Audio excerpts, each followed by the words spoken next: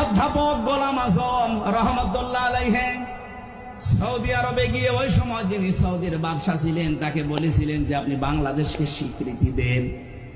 সৌদির বাদশাহ ওই সময় বলেছে, না আমি দেব না, কারণ দেশটাতে বঙ্গবন্ধু ধর্ম নিরপেক্ষ মতবাদ কায়েম করেছে, আর যেটা ভারত চায় সেইটাই চলছে, আমি এ দেশের স্বীকৃতি দেব না।